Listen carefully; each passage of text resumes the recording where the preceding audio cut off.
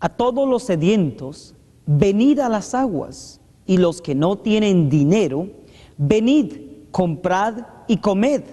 Venid, comprad sin dinero y sin precio vino y leche.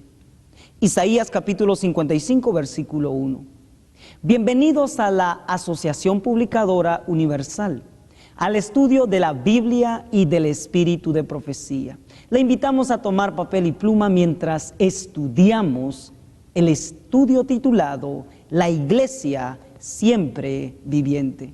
Que el Señor nos bendiga.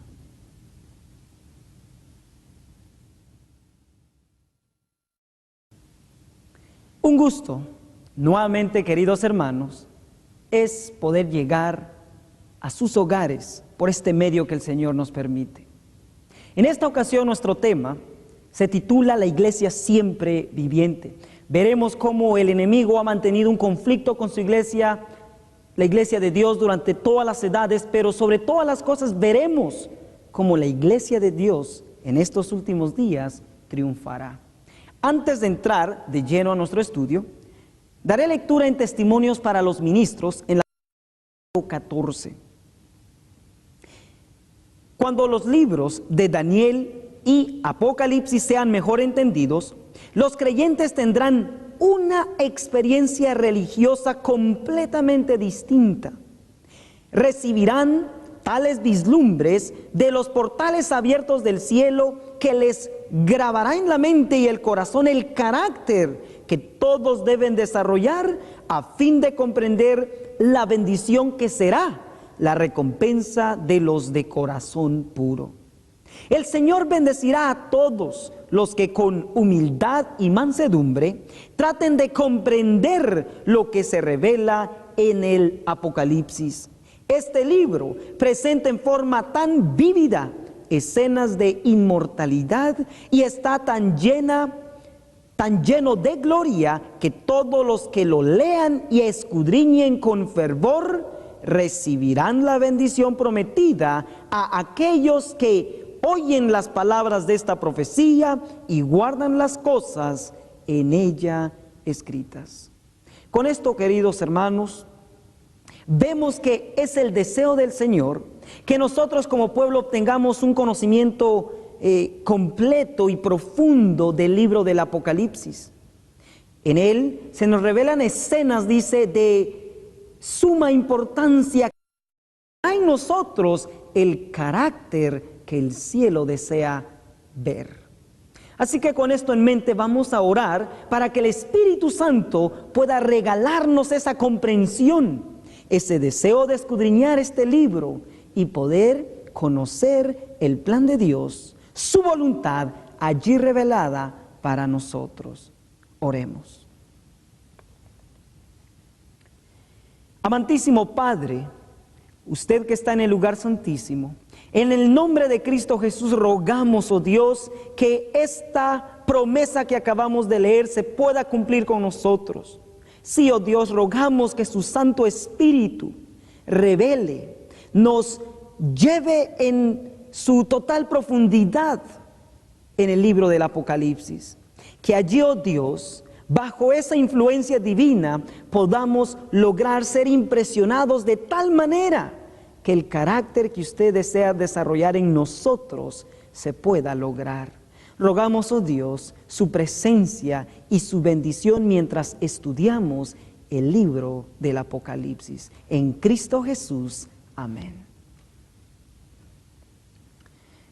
Vayamos al libro de Apocalipsis. En esta ocasión estudiaremos el capítulo 12. El verso 1 al 5 dice: Una grande señal apareció en el cielo, una mujer vestida del sol, la luna debajo de sus pies y sobre su cabeza una corona de 12 estrellas. Y estando encinta clamaba con dolores de parto y sufría tormento por dar a luz.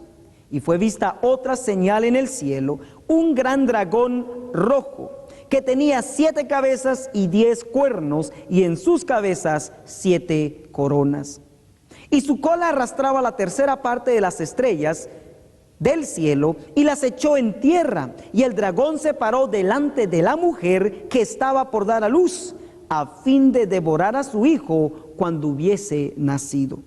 Y ella, la mujer, dio a luz un hijo varón, el cual había de regir a todas las naciones con vara de hierro, y su hijo fue arrebatado para Dios y a su trono.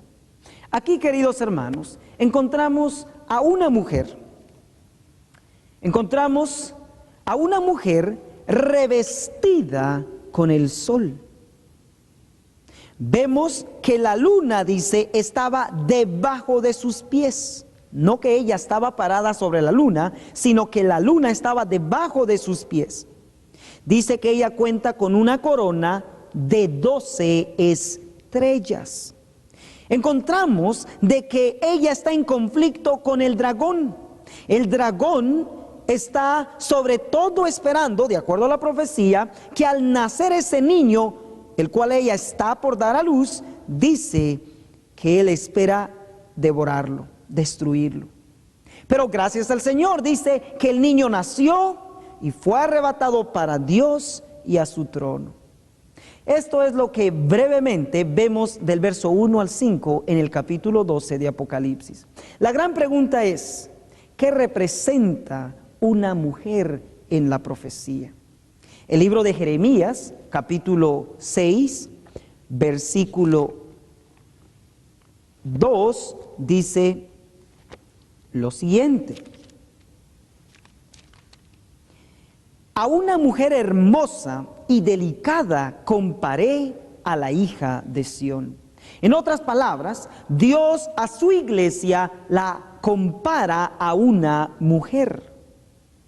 El libro Conflicto de los Siglos, en la página 431, dice lo siguiente: en el capítulo 17 del Apocalipsis, Babilonia está simbolizada por una mujer, figura que se emplea en la Biblia para representar una iglesia. Siendo una mujer virtuosa, es símbolo de una iglesia pura, y una mujer vil de una iglesia apóstata. Con esto vemos que una mujer en profecía representa a la iglesia de Dios. Aquí vemos a una mujer en conflicto con el dragón. La pregunta es, ¿desde dónde empieza el conflicto entre la mujer y el dragón? Para muchos, esta mujer de Apocalipsis solamente representa al pueblo de Dios después de la muerte de Cristo. En otras palabras, dicen, siendo que la mujer está revestida del sol, para ellos es que la mujer fue investida del Evangelio después de Cristo, y por eso es que ella representa a la iglesia después de que Cristo vino en adelante. Pero veremos en esta ocasión que esta mujer no solo representa al pueblo de Dios después de la muerte de Cristo hasta hoy, sino que representa a la iglesia desde la creación hasta Cristo y de Cristo hasta nuestro tiempo presente. ¿Cómo lo sé? Vayamos al libro de Génesis. Génesis capítulo 3, versículo 15. Génesis capítulo 3, versículo 15, dice así: y enemistad pondré entre ti y la mujer, y entre su simiente y la simiente suya. Esta te herirá en la cabeza, y tú le herirás en el calcañar. Aquí Dios, hablándole a Eva, símbolo de la iglesia, nos presenta el conflicto entre la mujer y el dragón, la serpiente. Vemos pues que el conflicto entre la iglesia, el pueblo de Dios, comenzó no después de la muerte de Cristo, sino desde la creación, según Génesis 3:15, hasta Cristo, y de Cristo hasta hoy el conflicto se ha intensificado. Un punto más aquí a notar es lo siguiente: si la mujer solamente representara al pueblo de Dios después de la muerte de Cristo, ¿cómo es que la mujer da a luz un niño? Todos estamos claros en que este niño es Cristo Jesús. En otras palabras, ¿cómo pudo primeramente venir el niño y luego la mujer? Es ilógico. Esta mujer no es María. Esta mujer representa a la iglesia de donde Cristo vino o nació. En otras palabras, esta mujer, previo a la muerte de Cristo, simbolizaba a la iglesia judía de donde Cristo vino o nació. Y claro, después de la muerte de Cristo, continuó representando a su pueblo, a los apóstoles y a su iglesia hasta hoy. Así que una vez más vemos y concluimos que esta mujer representa al pueblo de Dios desde la creación hasta nuestro tiempo. Representa a esa iglesia siempre viviente que el Señor ha cuidado desde el pasado hasta el presente. La siguiente pregunta ahora es: ¿qué quiere decir que la mujer está revestida del sol? Para esto vamos a ir al libro de Malaquías. Malaquías capítulo 4, versículo 2 dice: mas a vosotros los que teméis mi nombre, nacerá el sol de justicia, y en sus alas traerá salvación, y saldréis y saltaréis como becerros de la manada. Todos estamos de acuerdo que este sol es Cristo. Pero veremos que el sol, como todos sabemos, ilumina, da luz en nuestro sendero. En otras palabras, Cristo siendo la luz, hoy Él personalmente no está con nosotros, pero Él es nuestra luz a través de su palabra. En otras palabras, el sol espiritual que nos ilumina es la palabra de Cristo. Por eso el libro de Salmos 119, versículo 105, dice así: lámpara es a mis pies tu palabra y lumbrera a mi camino. San Juan, capítulo 1, versículo 1, dice de la siguiente manera: en el principio era el verbo. En inglés dice the word, era la palabra. En el principio era el verbo, la palabra. Y la palabra era con Dios y la palabra era Dios. Así que que era desde el principio, la palabra que era con Dios, la palabra era Dios, no es más que Cristo. Así que si Cristo es el sol espiritual para nosotros, nuestra luz, Él lo es también a través de su palabra, porque Él es la palabra que nos ilumina. Con esto decimos o queremos dar a entender que el sol representa la palabra de Dios con el cual la mujer empezó a ser cubierta, investida.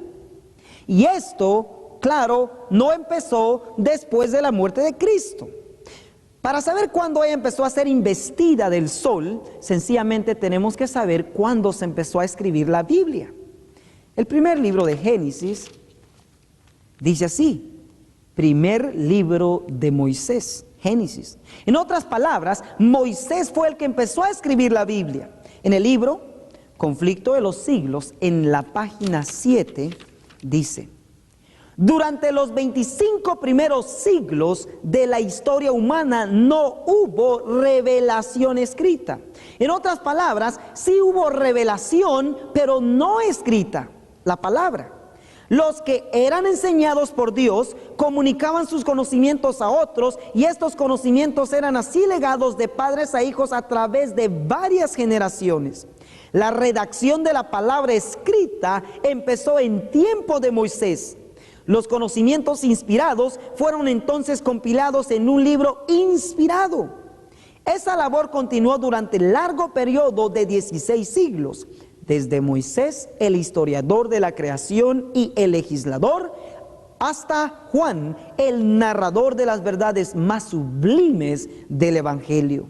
La Biblia nos muestra a Dios como autor de ella.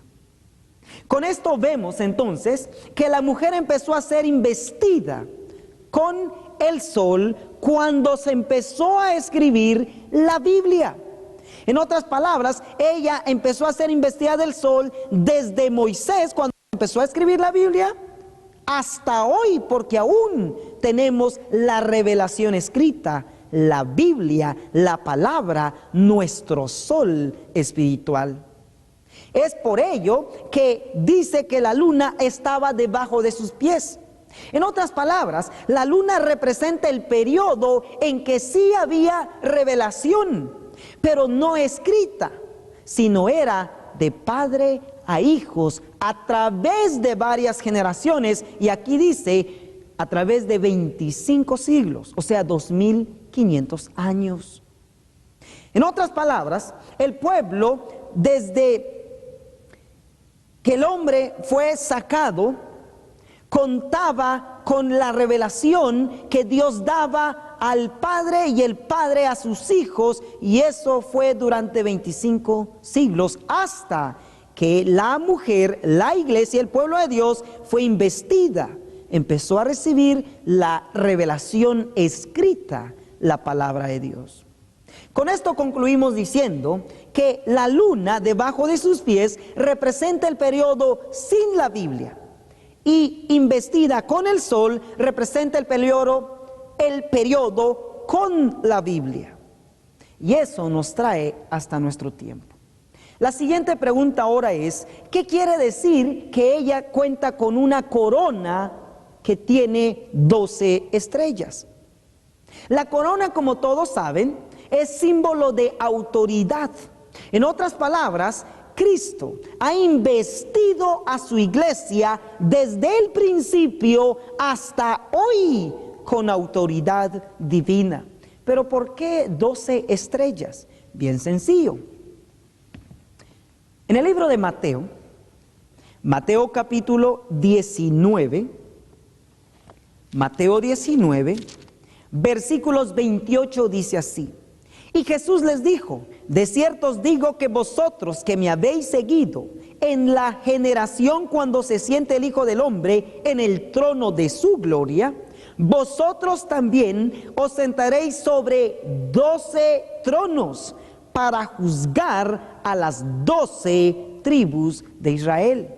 Sí, mis hermanos, son 12 estrellas mostrando que el número 12 es el número del gobierno de Dios, que representa el gobierno de Dios. En otras palabras, no solamente Dios invistió a la iglesia de autoridad, sino que tiene 12 estrellas mostrándonos que esta mujer representa al pueblo de Dios en el Antiguo Testamento, los 12 patriarcas, las 12 tribus, y en el Nuevo Testamento los 12 apóstoles, y finalmente 12,000 sellados de las 12 tribus de Israel. Confirmémoslo con el libro Hechos de los Apóstoles, página 16.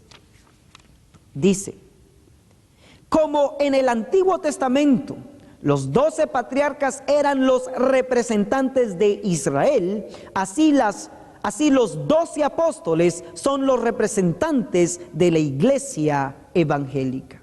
Claramente entonces vemos, una vez más, Dios nos reafirma que esta mujer representa al pueblo de Dios en esta instancia por las 12 estrellas, tanto en el Antiguo Testamento, los 12 patriarcas, las 12 tribus, y en el Nuevo Testamento, los 12 apóstoles y 12,000 sellados de las 12 tribus de Israel. O sea, representa al pueblo en el Antiguo Testamento como en el Nuevo Testamento. La iglesia siempre viviente. El siguiente punto ahora a examinar es: ¿qué sucedió cuando esta mujer llega a representar a la iglesia de Dios, a la iglesia judía que estaba por dar a luz un niño? Todos sabemos que el enemigo se opuso. ¿Pero de qué manera se opuso? Notemos de que este dragón cuenta, según el verso 3 y 4, con 7 cabezas y 10 cuernos. La pregunta es, ¿qué representa cabeza en profecía y cuernos en profecía? Porque el dragón se invistió de esto para poder ir contra el niño que estaba por nacer. Veamos primeramente qué representa el cuerno o cuernos para saber qué fue lo que él utilizó para ir contra Cristo. En el libro de Daniel, Daniel capítulo 8, versículos 20 y 21. Aquel carnero que viste, que tenía cuernos, son los reyes de Media y de Persia. Y el macho cabrío es el rey de Grecia, y el cuerno grande que tenía entre sus ojos es el rey primero. Aquí vemos que cuernos representan al poder civil. Esto muestra entonces que el enemigo se invistió de cuernos, eran 10, porque el número 10 es un número universal, o sea, que abarca toda la tierra. Nos muestra que el enemigo se invistió del poder civil para ir contra Cristo. ¿Y cómo se manifestó esto en el tiempo de Jesús? En el libro de Mateo, capítulo 2, versículos 16. Herodes entonces, él no era religioso, Herodes entonces, como se vio burlado de los magos, se enojó mucho y envió y mató a todos los niños que habían en Belén, y en todos sus términos de edad de 2 años abajo, conforme al tiempo que había entendido de los magos. 19. Mas muerto Herodes, el ángel del Señor aparece en sueños a José en Egipto, porque ellos huyeron para allá mientras Herodes estaba destruyendo a todos los niños porque él temía que le quitasen el puesto. En otras palabras, vemos cómo se cumple que el enemigo utilizó el poder civil para destruir, matar, desarraigar al que venía a salvar a la humanidad. Pero dice que también se invistió de 7 cabezas. ¿Qué representa una cabeza en profecía? Esto nos lleva al libro de Apocalipsis, capítulo 13. Apocalipsis, capítulo 13, versos 3 dice: y vi una de sus cabezas como herida de muerte. Esta es otra profecía. Y la llaga de su muerte fue curada, y se maravilló toda la tierra en pos de la bestia. ¿A quién representa esta cabeza herida? El libro Conflicto de los Siglos, página 636, lo expone de la siguiente manera: y vi una de sus cabezas como si hubiese sido herida de muerte, y su herida mortal fue sanada, y toda la tierra maravillóse yendo en pos de la bestia. La herida mortal que se refiere fue ocasionada con la caída, la herida mortal que le fue ocasionada se refiere a la caída del papado en 1798. Esta cabeza herida representa al papado. El papado es un cuerpo religioso. Por lo tanto, una cabeza en profecía representa un cuerpo religioso, una iglesia. Esto muestra que el enemigo no solamente se invistió de 10 cuernos, representando al gobierno, al poder civil, sino que se invistió de la religión, de las iglesias. 7 cabezas. O sea, tomó control de todas las iglesias. ¿Quién crucificó a Cristo, hermanos? Fue la iglesia judía. O sea, si Satanás pudo tomar control de la iglesia judía, ¿cómo no pudo tomar control de todas las otras iglesias que existían en ese entonces? Esto muestra que las 7 cabezas representan a todas las iglesias religiosas, a todos los cuerpos religiosos del tiempo de Cristo que él utilizó, incluyendo a la iglesia judía, para ir contra Cristo. Por eso el libro, deseado de todas las gentes, dice lo siguiente del pueblo de Israel, o los judíos en el tiempo de Cristo. Dice: se había negado a entregarse a Dios para la salvación del mundo, y llegaron a ser agentes, los judíos, de Satanás para su destrucción. El pueblo a quien Dios había llamado para ser columna y base de la verdad, había llegado a ser representante de Satanás. Así que el pueblo judío llegó a estar bajo control de Satanás, y si lo fue el pueblo judío, ¿qué me dicen de los demás religiosos de ese entonces? Se unieron, como sabemos, contra Cristo. Pero alabado el Señor. Apocalipsis 12, versículo 5, ¿qué dice? Apocalipsis 12, versículo 5, dice así: y ella, la iglesia, dio a luz un hijo varón, el cual había de regir a todas las naciones con vara de hierro, y su hijo, Cristo, fue arrebatado para Dios y a su trono. Queridos hermanos, qué maravilloso. Dios triunfó en el plan de salvación. El enemigo, aunque se invistió de todo, 10 cuernos, poder religioso, 10 cuernos, poder civil, 7 cabezas, cuerpos religiosos, aún tomando control completamente de esto, no pudo triunfar sobre Cristo. ¿No decimos amén a eso? Alabado sea Dios por eso. Pero noten lo que sucedió ahora, versos 7 al 9. Y fue hecha una gran batalla en el cielo. Miguel y sus ángeles lidiaban contra el dragón, y lidiaba el dragón y sus ángeles, y no prevaleció, ni su lugar fue hallado más en el cielo. Y fue lanzado fuera aquel gran dragón, la serpiente antigua, que se llama Diablo o Satanás, el cual engaña a todo el mundo. Fue arrojado en tierra, repito, fue arrojado en tierra, y sus ángeles fueron arrojados con él. Todos sabemos que Satanás, previo a la muerte de Cristo, podía, antes de que él muriese, Cristo, él podía aún entrar al cielo. Pero después de la muerte de Cristo, Satanás perdió la guerra. En otras palabras, no más pudo entrar al cielo. Esto lo reafirma el deseado de todas las gentes. En la página 706 dice: Cristo no entregó su vida hasta que hubo cumplido la obra que había venido a hacer, y con su último aliento exclamó: consumado es. La batalla había sido ganada. Su diestra y su brazo santo le habían conquistado la victoria. Como vencedor plantó su estandarte en las alturas eternas. ¡Qué gozo entre los ángeles! Todo el cielo se asoció al triunfo de Cristo. Satanás, derrotado, había perdido su reino. Y esto, cuando Cristo dijo consumado es, fue cuando ganó la victoria en la cruz. Fue allí en la cruz que Satanás perdió para siempre la guerra. Queridos hermanos, el enemigo después de eso se enfureció como nunca antes.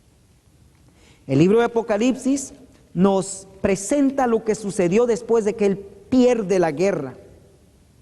En el capítulo 12, versículos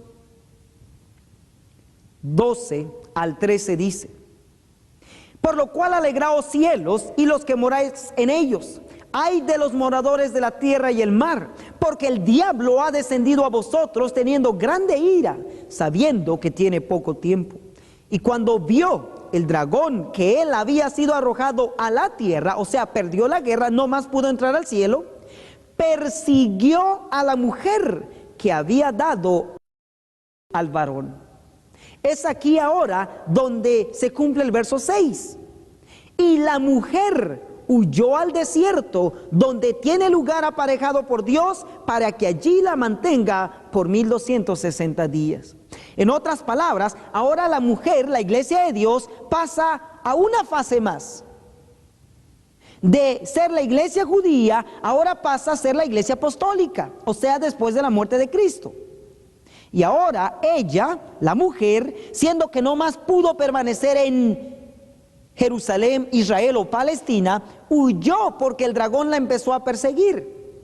Por eso el libro de Hechos, capítulo 8, versículos 1 dice: y Saulo consentía en su muerte, y en aquel día se hizo una gran persecución en la iglesia que estaba en Jerusalén, esto es Palestina, y todos fueron esparcidos por las tierras de Judea y de Samaria, salvo los apóstoles. Aquí fue donde la mujer empieza a huir al desierto, donde Dios le tenía preparado un lugar. Fue en este periodo, hermanos, en que se registra el periodo del martirio. Dice, Conflicto de los Siglos, en la página 43, dice lo siguiente: Los poderes de la tierra y del infierno se coligaron para atacar a Cristo en la persona de sus discípulos. El paganismo previó que de triunfar el evangelio, sus templos y sus altares serían derribados, y reunió sus fuerzas para destruir el cristianismo. Encendióse el fuego de la persecución. Muchos sellaron su testimonio con su sangre, nobles y esclavos, ricos y pobres, sabios e ignorantes, todos eran muertos sin misericordia. Con esto se cumple Apocalipsis 12. Apocalipsis 12, versículos 11. Y ellos le han vencido por la sangre del Cordero y por la palabra de su testimonio, y no han amado sus vidas hasta la muerte. En otras palabras, aún persiguiendo a la iglesia para destruirla, el enemigo perdió. Todos sabemos que mataban a 100 y se convertían en 200. Mataba a 1000 y se convertían en 2000. El enemigo dice: voy a cambiar mis tácticas. Dejó de perseguir a la iglesia y ahora noten lo que sucedió. Apocalipsis 12, versículos 15. Y la serpiente echó de su boca tras la mujer agua como un diluvio, como un río, a fin de que fuese arrebatada por el río. En otras palabras, el enemigo no más persiguió a la mujer, pero echó de su boca aguas como un río a fin de inundarla y destruirla, ahogarla. ¿Qué quiere decir esto? El conflicto de los siglos lo pone de la siguiente manera. En la página 46 dice: en vista de esto, Satanás se propuso oponerse con más éxito al gobierno de Dios, implantando su bandera en la iglesia cristiana. Esto es, las aguas, ahorita veremos qué son, pero dice, implantando su bandera en la iglesia cristiana. Si podía engañar a los discípulos de Cristo e inducirlos a ofender a Dios, decaerían su resistencia y su fuerza y su estabilidad, y ellos mismos vendrían a ser presa fácil. El gran adversario se esforzó entonces por obtener con artificios lo que no consiguiera por la violencia. Cesó la persecución y la reemplazaron las peligrosas seducciones de la prosperidad temporal y del honor mundano. Los idólatras fueron inducidos a aceptar parte de la fe cristiana al par que rechazaban otras verdades esenciales. Aquí encontramos cómo el enemigo ahora dejó de perseguir a la mujer y de su boca salió agua como un río, ya no para perseguirla, sino ahora profesando ser cristiano, pero poniendo en los suelos todas las normas.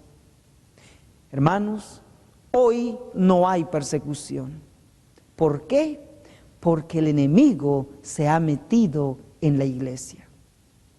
En otras palabras, las aguas, si encontramos lo que las aguas representan, veremos de qué manera él se ha introducido en la iglesia, ya no para perseguirla, porque sabe que no pudo de esa manera, sino para destruirla, bajando en los suelos las normas de Dios. Apocalipsis 17:15 nos dice qué representan las aguas, y con eso sabremos de qué manera él ha estado y desea destruir a la iglesia. Verso 15 del capítulo 17 dice: y él me dice, las aguas que has visto donde la ramera se siente son pueblos, muchedumbres, naciones y lenguas. En otras palabras, las aguas que el enemigo echó de su boca a fin de destruir a la iglesia es una muchedumbre de inconversos dentro de la iglesia. Primeros Escritos lo afirma de esta manera, página 227 y 228, dicen: la iglesia no es ahora el apartado y peculiar pueblo que cuando los fuegos de la persecución estaban encendidos contra ella, Cuán empañado está el oro, cuán transmutado el oro fino. Vi que si la iglesia hubiese conservado siempre su carácter peculiar y santo, todavía permanecería en ella el poder del Espíritu Santo que recibieron los discípulos. ¿Qué sucedería? Sanarían los enfermos, los demonios serían reprobados y echados, y la iglesia sería potente y un terror para sus enemigos. Tal cosa no existe hoy. Pero ¿qué es lo que sí existe? Sigue diciendo: vi una numerosa compañía, una multitud de conversos que profesaban el nombre de Cristo en la iglesia, pero que Dios no la reconocía como suya. Palabras serias, hermanos. No se complacía en ella. Satanás asumía carácter religioso. Ya no más persigue a la iglesia, ahora él es cristiano. Y estaba dispuesto a que la gente se creyese cristiana. Y hasta estaba también ansioso de que creyeran en Jesús, en su crucifixión y resurrección. Satanás y sus ángeles creen todo esto ellos mismos y tiemblan. Notamos por qué hoy en nuestras iglesias no pasamos más que hablar de estos temas, no que sean malos. De hecho, esto es la base cristiana. Pero aún Satanás y los ángeles malos lo creen y tiemblan. Sin embargo, noten, dice: los ministros ajustan sus sermones al gusto de los cristianos mundanos. Ellos no se atreven a predicar a Jesús ni las penetrantes verdades de la Biblia, porque si lo hiciesen, estos cristianos mundanos no quedarían en las iglesias. Sin embargo, como la mayor parte de ellos son gente rica, los ministros procuran retenerlos. ¿Les suena eso algo familiar en su iglesia? Aunque no sean más merecedores de estar en la iglesia que Satanás y sus ángeles. Las enseñanzas halagadoras provienen de Satanás y sus ángeles. Ellos trazaron el plan y los cristianos nominales lo llevaron a cabo. Enseñaron fábulas agradables que las gentes creyeron fácilmente. Y se agregaron, aquí va el río que el enemigo ha metido a la iglesia, y se agregaron a la iglesia pecadores, hipócritas y descarados. Con razón, Testimonios para los Ministros, en la página 46 dice así, página 46. Mientras el Señor trae a la iglesia a aquellos que están verdaderamente convertidos, Satanás al mismo tiempo trae a ella a personas que no están convertidas. Notemos entonces el plan del enemigo para destruir a la iglesia y para que ella hoy no triunfe. Es traer un montón de inconversos dentro de ella para que ella no triunfe. No más persecución, cierto, pero sí una multitud de inconversos en la iglesia existe hoy. La pregunta es, querido hermano, ¿o somos de aquellos que Cristo ha traído y que están verdaderamente convertidos? ¿O somos de los que indiferentemente vivimos la vida cristiana, pero muy bien cumpliendo el plan de Satanás? Eso es, siendo un obstáculo para que la iglesia triunfe. En otras palabras, hoy la iglesia está inundada de inconversos y el llamado del Eterno es que nos convirtamos a Él de todo nuestro corazón, porque si no, veremos lo que sucederá con los que no lo hagan. Sin embargo, termina este párrafo diciendo: hay dos influencias opositoras que se ejercen continuamente sobre los miembros de la iglesia.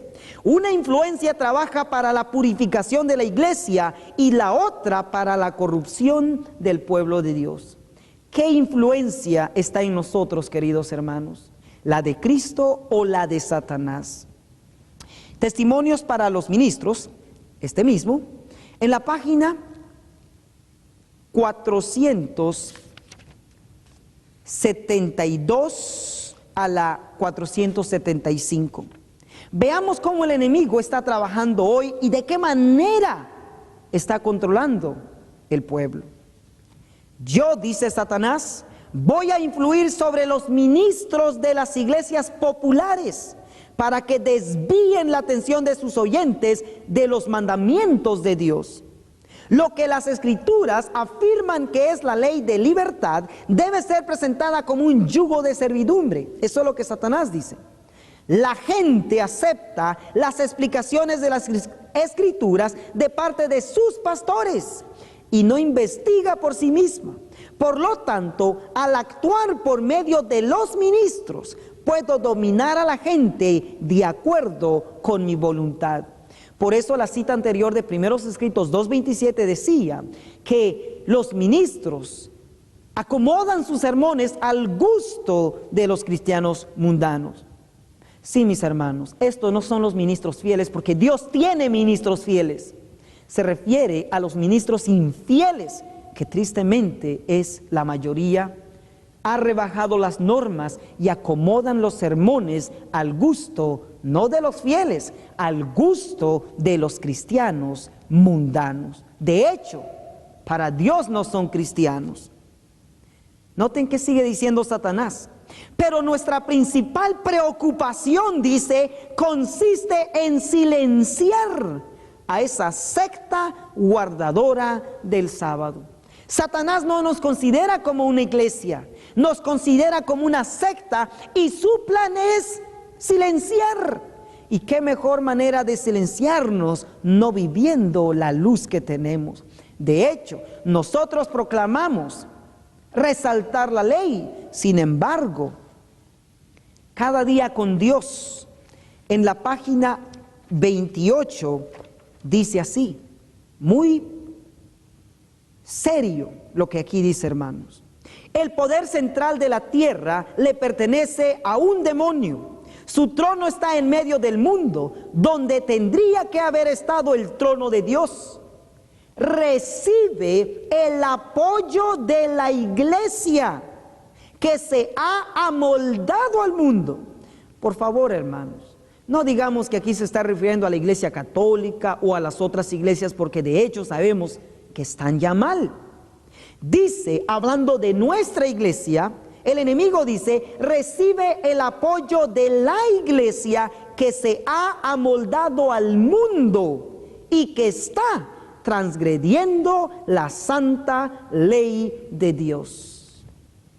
No es exactamente lo que el enemigo ha dicho que quiere y ha hecho y está haciendo en su pueblo, pero nuestra principal preocupación consiste en silenciar a esa secta guardadora del sábado.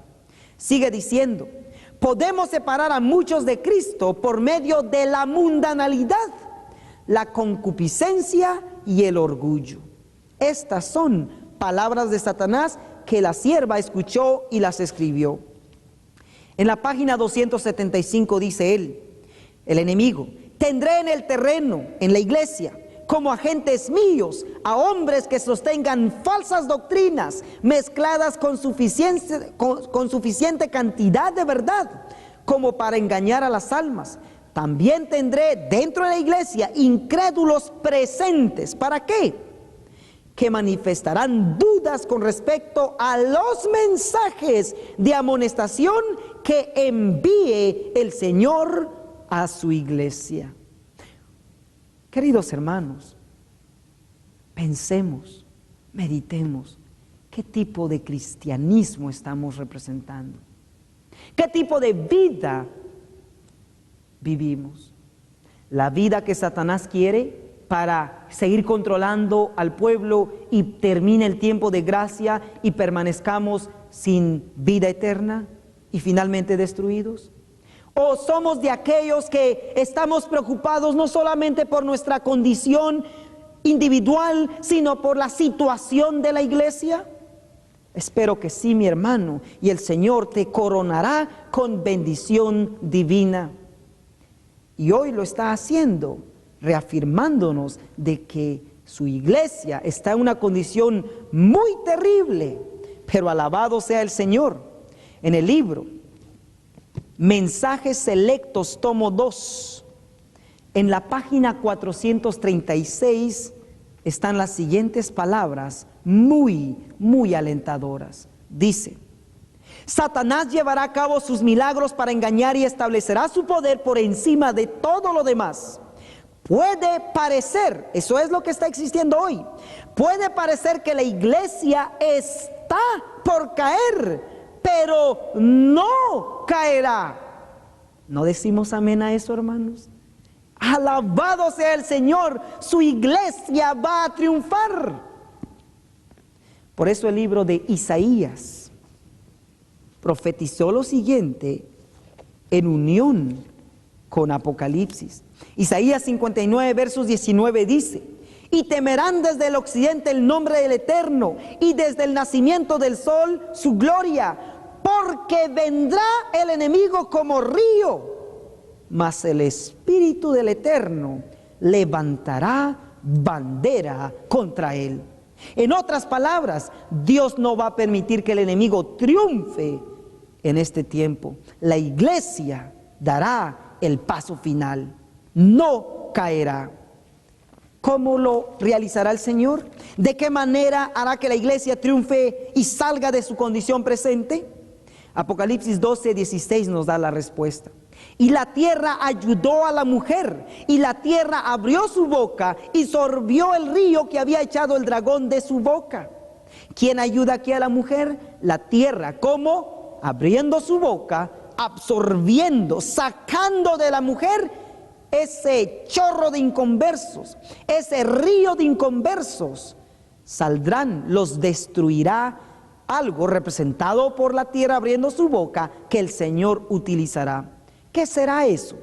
Veamos un ejemplo en el pasado. En el libro de Números, capítulo 11, Números capítulo 11 nos da un ejemplo exacto. Números capítulo 16, disculpen hermanos, versículos 28 al 33 dice: y dijo Moisés: en esto conoceréis que el Eterno me ha enviado para que hiciese todas estas cosas, que no de mi corazón las hice. Si como mueren todos los hombres murieren estos, hablando de Coré, Datán y Avirán y todos aquellos que estaban con ellos, o si fueren estos visitados a la manera de todos los hombres, el Señor no me ha enviado.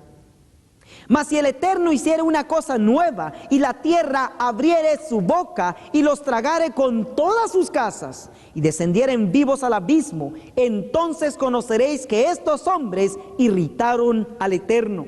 Y aconteció que en acabando él de hablar todas estas palabras, rompióse la tierra que estaba debajo de sus pies, y abrió la tierra su boca, y tragólos a ellos y a sus casas y a todos los hombres de Coré y a toda su hacienda. Y ellos con todo lo que tenían descendieron vivos al abismo, y cubriólos la tierra, y perecieron de en medio de la congregación. De esta manera literal, Dios limpió a su iglesia en el tiempo de Moisés. De esta manera, Dios, simbólicamente hablando, nos está enseñando, diciendo cómo Él hará que la iglesia triunfe. La iglesia triunfará cuando la tierra, Apocalipsis 12:16, abra su boca y se trague. En otras palabras, cuando Dios destruya todo aquel que en la iglesia no sea exactamente lo que profesa ser. Eso está descrito en el libro de Ezequiel, un tema que ya tocamos. Usted y yo hemos aprendido que en Ezequiel 9 se nos presenta de qué manera, simbólicamente hablando, esa tierra abrirá su boca. Ezequiel capítulo 9 versos 5 y 6 dice: y a los otros dijo a mis oídos: pasad por la ciudad en pos de él y herid, no perdone vuestro ojo ni tengáis misericordia, matad viejos, mozos, vírgenes, niños, mujeres, hasta que no quede ninguno. Mas a todo aquel sobre el cual hubiere señal, o sea, el que esté sellado, el que se ha preparado, no llegaréis, y habéis de comenzar desde mi santuario. Y comenzaron pues desde los ancianos que estaban delante del templo.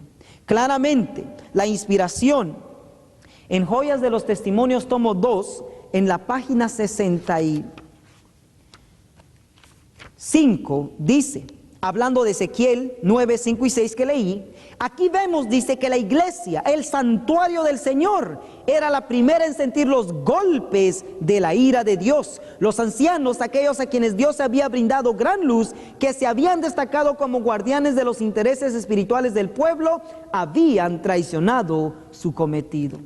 En otras palabras, hermanos, Apocalipsis 12, versos 16, está por venir. Dios está por purificar su iglesia, no sacando a los fieles, sino destruyendo a los infieles, como lo describe Ezequiel 9. Con esto, hermanos, vemos pues que la iglesia no caerá, la iglesia triunfará. Después de la purificación que el Señor está por hacer en su iglesia, el Eterno nos presenta el éxito, el triunfo de su pueblo. Apocalipsis capítulo 12, versículos 17, lo presenta de esta manera. Entonces, o sea, después de que la tierra abrió su boca, después de que el Señor purifique a su iglesia de todo inconverso, entonces el dragón fue airado contra la mujer. Noten que se enojó y se fue a hacer guerra contra los otros de la simiente de ella, los cuales guardan los mandamientos de Dios y tienen el testimonio de Jesucristo. Después de que Dios ayude a la mujer, después de que Dios absorba, quite, destruya, limpie a la iglesia de toda cizaña, de todo falso hermano, ella, la iglesia, saldrá tan resplandeciente de la justicia, el carácter, el poder de Cristo, que el dragón, el enemigo, solamente podrá airarse contra ella, pero no más la persigue. No puede destruirla. Ahora, de la mujer, en esta instancia, la iglesia triunfante, la iglesia sellada, preparada, para los que han tenido nuestros otros estudios, hemos aprendido que Dios va a sellar 144,000. Los obreros de la hora undécima vendrán a ser o están también representados por esta mujer, no en su condición actual, pero sí después de que se cumpla Apocalipsis 12, 16, después de que Dios saque, absorbe o destruya a los impíos dentro del pueblo. En esa instancia ahora el enemigo solo se enoja contra ella y se va a hacer guerra contra los otros que aún están por venir, y a ellos los conocemos como la gran multitud. Es exactamente lo que Apocalipsis capítulo 7 lo presenta. Capítulo 7, verso 3 dice, diciendo: no hagáis daño a la tierra, ni al mar, ni a los árboles, hasta que sellemos a los siervos de Dios en sus frentes. Y oí el número de los sellados, los siervos de Dios, 144,000 sellados de todas las tribus de los hijos de Israel. En esta instancia, cuando la iglesia ha sido limpiada de estos inconversos representados por el río que Satanás echó a la iglesia, y sigue haciéndolo, aparecerán estos 144,000 representados finalmente por esta mujer, contra quienes el enemigo solamente se enoja, ya no puede destruirlos. Verso 9 dice: después de estas cosas miré, y aquí una gran multitud, la cual ninguno podía contar, de todas las naciones, linajes, pueblos y lenguas, que estaban delante del trono en presencia del Cordero, y vestidos de ropas blancas y palmas en sus manos.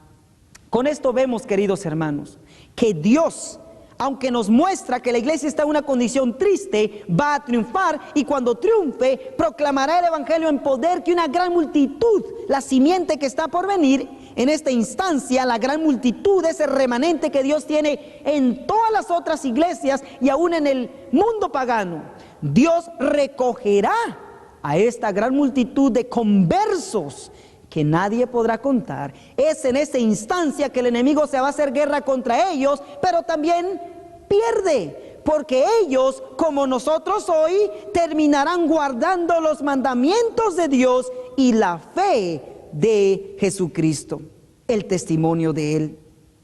Por eso Hechos de los Apóstoles, página 11, dice esto. En la página 11 dice: Es maravillosa la obra que el Señor determina que sea realizado por su iglesia, a fin de que su nombre sea glorificado. En el mismo libro, en la página 400, el mismo libro, página 471, dice: los verdaderos discípulos de Cristo le siguen a través de duros conflictos. En santa visión, el profeta vio el postrer triunfo de la iglesia, remanente de Dios. Esto fue lo que escribió: y miré, y he aquí el Cordero de Sión, y con él 144,000 que tenían el nombre de su Padre escrito en sus frentes. Presenta este grupo y finalmente en la página 481 dice: después de estas cosas miré, y he aquí una gran multitud, la cual ninguno podía contar, de todas las naciones, linajes y pueblos y lenguas, que estaban delante del trono en presencia del Cordero, vestidos de ropas blancas y palmas en sus manos, y clamaban en alta voz diciendo: salvación a nuestro Dios que está sentado sobre el trono y al Cordero. Apocalipsis 7, versos 9 y 10. Ahora, recordemos que el enemigo se fue a hacer guerra contra ellos, ya no contra la mujer, porque esa gran multitud viene a ser parte de la mujer, pero primeramente es atacada por el enemigo. Por eso se dice: estos son, hablando de la gran multitud, estos son los que han venido de grande tribulación y han lavado sus ropas y las han emblanquecido en la sangre del Cordero. Queridos hermanos, de esta manera es como la iglesia va a triunfar. Dios quiera y Dios desea que usted y yo lleguemos a estar en esa iglesia, en ese grupo que va a triunfar como la iglesia siempre viviente. Con esto en mente, hermanos, les invito a que renovemos nuestras vidas y que hoy, aunque la condición de la iglesia es sumamente triste, tengamos esperanzas, porque el Señor promete darnos la victoria. Que el Señor les bendiga, es nuestra sincera oración.